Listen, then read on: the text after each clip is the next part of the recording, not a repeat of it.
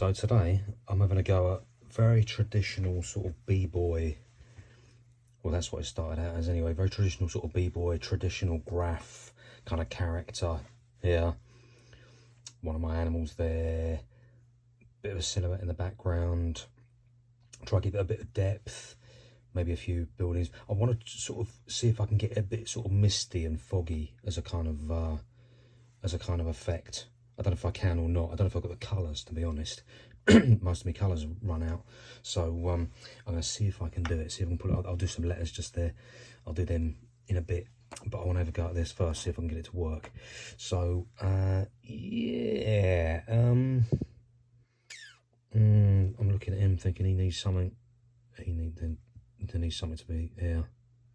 It's quite difficult with the background lines. It'll be fine once the colours on and the outlines on. I mean, it'll be fine, but at the moment it's a bit distracting having these parallel lines there. Let me do some sketching first. Hang on.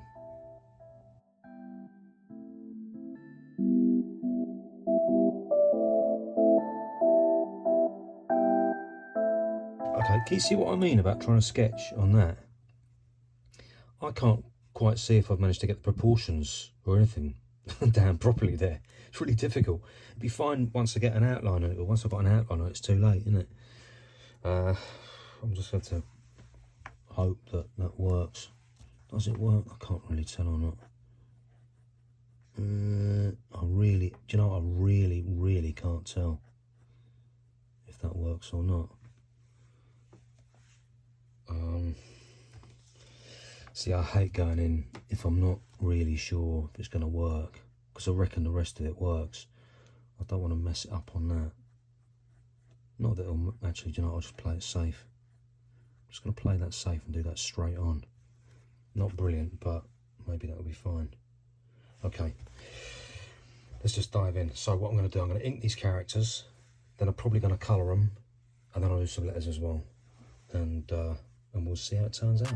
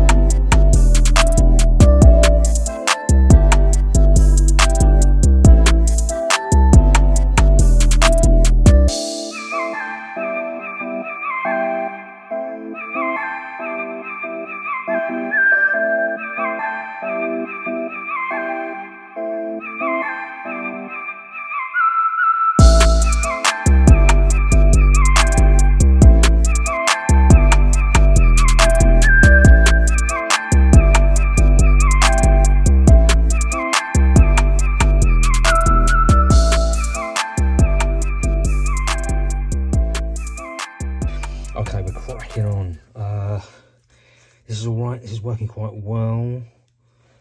It's all right, isn't it? It's okay. Letters now. Just going to do some straight letters there. As you can see, well, can you see? This yellow is nearly done. I mean, it's really nearly done. So it's on its last legs there. I will order some colours at some point, I promise you. I'm just seeing how much I can get out of them. You know, really pushing to the nth degree to see what I can get out of them. Flesh colours are still quite juicy. Bits and pieces, you know, the odd one, this pink is quite juicy. Orange is juicy. They're not all dying on the arse. Some of them are okay. The yellows get rinsed though. And obviously yellow is my backdrop, so it's going to be interesting to see what I'm going to do here. What I'll do if the yellow doesn't work, by the way, if the yellow packs in on me, I will just do a blend instead. I'll do a blend. So I mean, because really I might not have enough yellow to even do the background on this, and it shouldn't be too big either. But if it don't work, what I'll do is I'll blend the background into that and do it a slightly different colour. But hopefully it will hold. Let's see.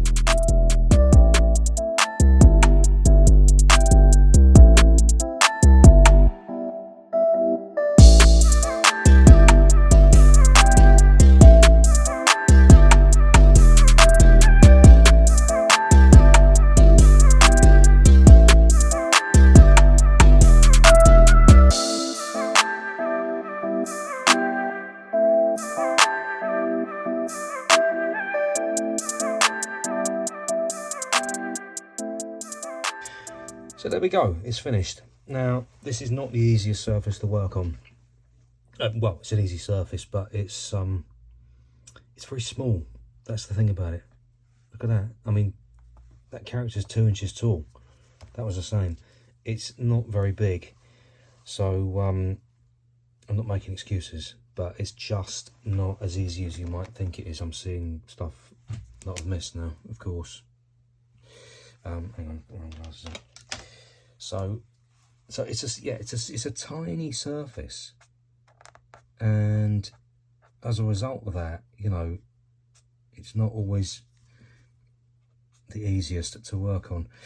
Having said that, I'm reasonably happy with how it's come up. By the way, I love this. I've done a brown outline on this. Where is it? Here it is.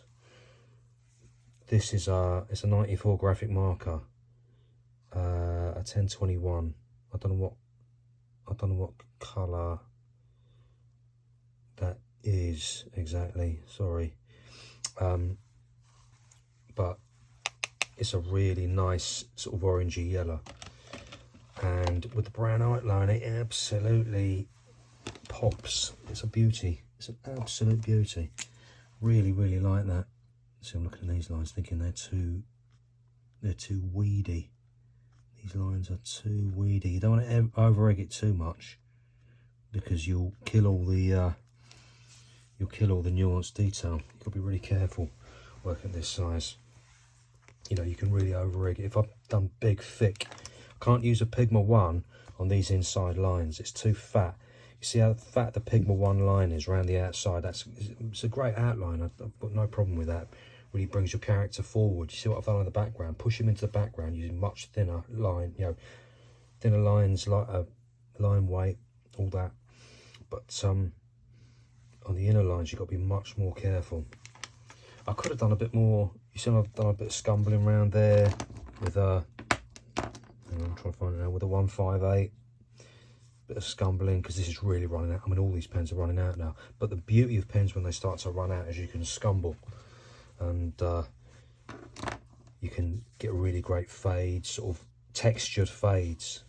You can't get textured fades when you've got lots and lots of juice in your pens.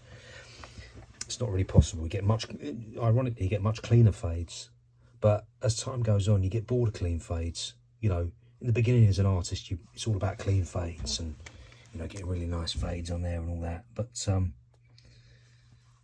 not that interested in clean fades anymore.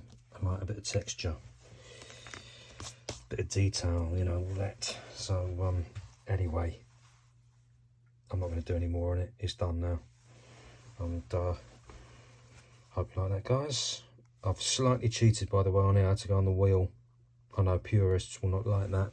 You're supposed to stick on the panels if you can, but that would have killed that E. Would have killed the detail in the E. So I cheated there. Anyway, there you go, and I'll be back for more soon.